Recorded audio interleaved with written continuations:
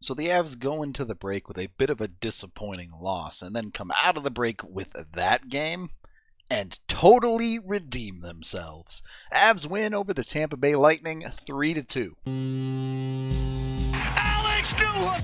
Oh boy. Whoa!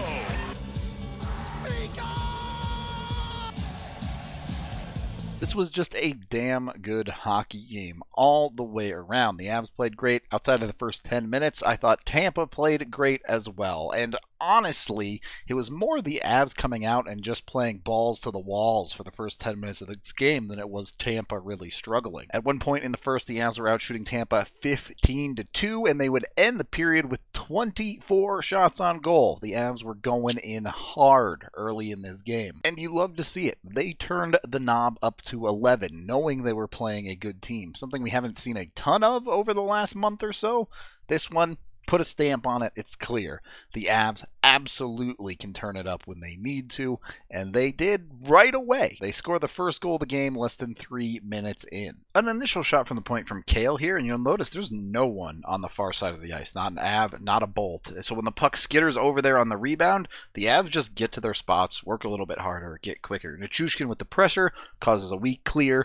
Landy sealing the boards. The Avs are able to maintain possession in the offensive zone. It's just that easy. They get it back to the point. Taves works it across to Mikko in the middle. Mikko, already recognizing the situation, sees Landy kind of skittering across to get in front of Vasilevsky, and Mikko does not wait. He just fires this puck as soon as he gets it with Landy there and makes it work. Landy puts a great tip on it to beat Vasilevsky. Even without Nathan MacKinnon, this team's top-end talent is just too damn good. The Avs have no trouble producing without him. It's kind of ridiculous. And while Mikko and Landy are absolutely doing their thing, a lot of that comes from the defense. The Avs get it to 2-0 about 7 minutes in, thanks to Devon Taves. A shot pass is going to come in from Tampa, and EJ's going to make a very nice play initially to stop the puck from getting anywhere dangerous, but as he steps into it and collects it with the space that he has, he's able to get his stick on it and quickly get it up ice. As soon as he's in range, he fires this thing up ice, and it gets all the way up through to Kadri. With Devon Taves having complete trust in EJ to get it out, he just sent it up the ice to create a 2-on-1 with Kadri. Kadri does a great job. He slows up a little bit. Honestly, I think he probably could have tried to make this pass a little bit earlier, but he's patient. He waits as long as he can before hitting Taves right as Taves arrives at the back door. Vasi, really hard to ask any goaltender to make a save like this as Taves chips it in for the Avs. This team honestly deserved to maybe be up 3 or 4-0 in the first 10 minutes of this hockey game. And against anyone but Tampa, they probably would have been. But Andrei Vasilevsky is a very good goalie, and Tampa is a very good team.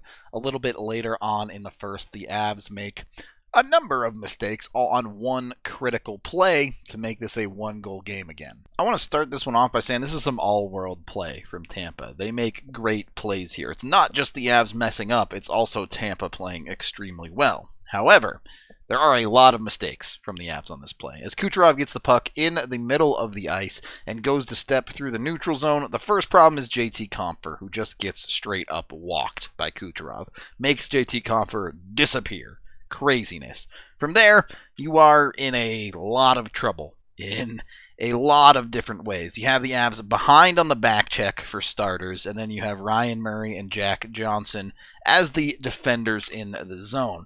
So when the pass comes across to Murray's side and point, Murray just gets roasted here. I mean, he just gets beat clean on the outside, just did not keep up with the play. And far more concerning, Jack Johnson gets just as, if not worse, roasted. Johnson's side saw JT Compher get walked. At that point, he knows he's the last line of defense for Kucherov.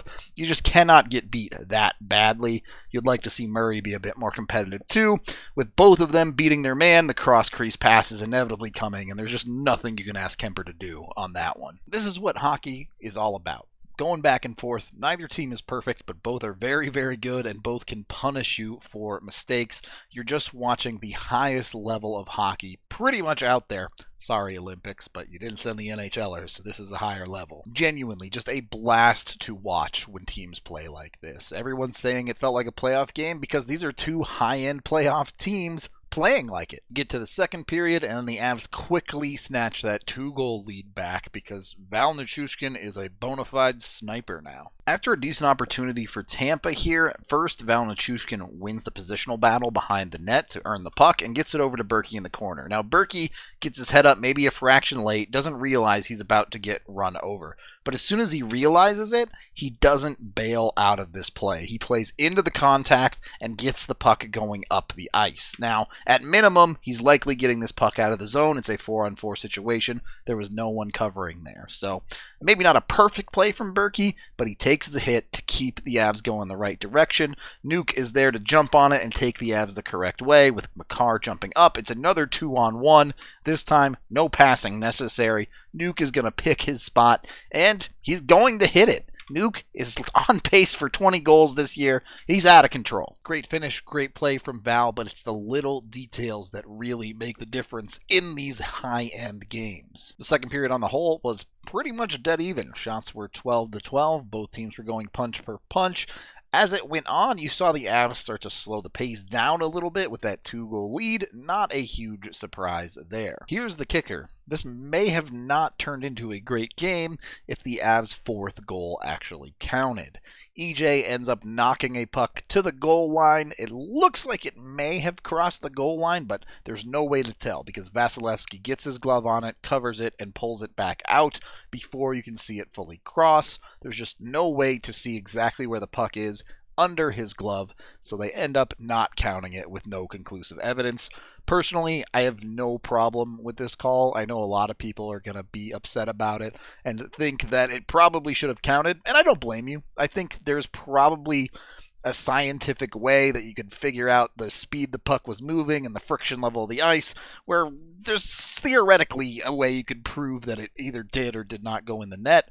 But to realistically put that to the test in a situation where you're reviewing a goal and you have to do all these calculations and mess with the review system that already takes way too long, I'm just not going there. I'm not going to deal with it. So it gets called a no goal. I'm perfectly fine with that. Again, the only thing I ask is that these things remain consistent. If you see similar plays like that, I would expect it to be a no goal every single time. And that gave us a banger of a hockey game as a bit later in the second period, Tampa Bay once again narrows the difference to 1. Avs are getting a partial change here as Berkey gets this puck in deep as he pulls up and gets it back to Kadri. A bit of an error of a shot cuts it out to the middle, but this should not be a dangerous play. And in fact, Newhook even charges in and disrupts the initial attempt. The defense should be just fine here, but as the second attempt goes up the ice, it goes right to Braden Point, who is somehow in behind both Avs defenders in Ryan Murray and Eric Johnson. Now, EJ was still coming off the bench. There's not really anything he could have done to get himself involved in this play, just unfortunate timing. Ryan Murray, on the other hand, had to be more aware, had to recognize where Braden Point was on the ice and that the Avs didn't have the puck.